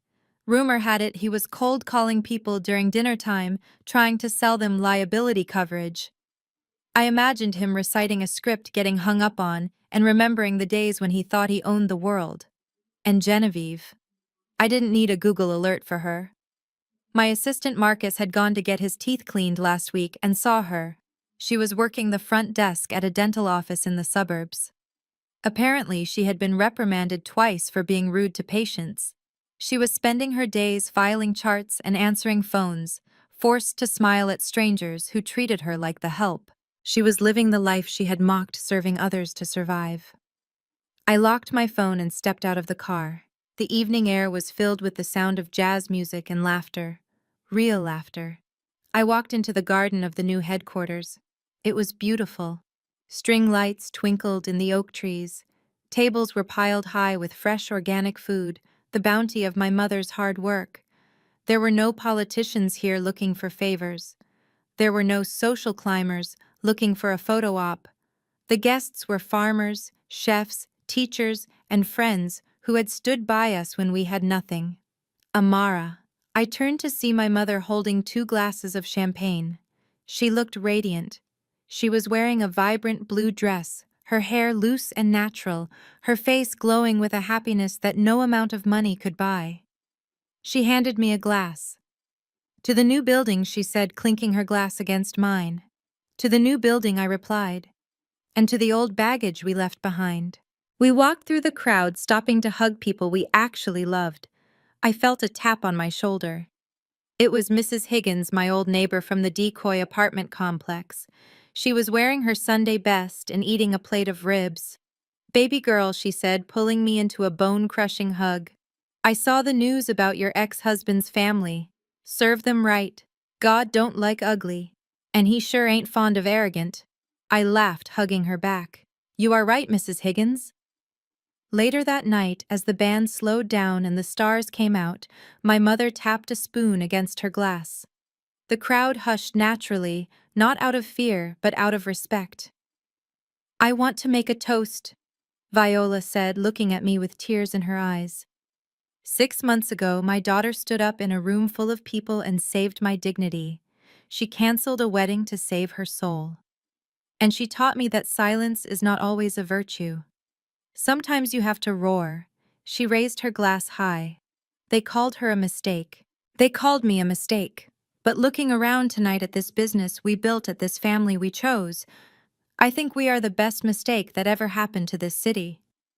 I stepped forward, taking the microphone. I looked at the sea of warm, supportive faces. I thought about the white Vera Wang dress hanging in the back of my closet, still wrapped in plastic. Thank you, Mom, I said. And I want to say one thing about that day. I used to regret buying that expensive wedding dress. I used to think it was a waste of money. But I realized something. That dress wasn't a waste. It was a filter. It filtered out the lies. It filtered out the fake love. And it filtered out the people who didn't deserve a seat at our table. I raised my glass. So here is to the mistakes in dresses. May they always be expensive, may they always be bold, and may they always know when to walk away. Cheers! The crowd roared. I took a sip of champagne. It tasted like freedom. I put my arm around my mother, and we stood there laughing under the Atlanta stars. The Vance family had wanted to watch a show. Well, they missed the best part. The finale wasn't a tragedy, it was a triumph. And the best revenge wasn't destroying them. It was living a life so full, so rich, and so authentic that we forgot they even existed. This story reminds us that true wealth is never defined by designer labels or zip codes, but by the integrity we carry when no one is watching. The Vance family proved that you can be draped in diamonds, yet remain morally bankrupt. Amara's wedding dress wasn't a wasted expense. It was a necessary filter that strained out the toxic people who only loved her facade, not her soul. Never apologize for cutting ties with those who disrespect your roots. Your dignity is the only asset that never depreciates, and standing up for yourself is the ultimate luxury. Have you ever had to choose your dignity over a relationship? I would love to hear your story in the comments below.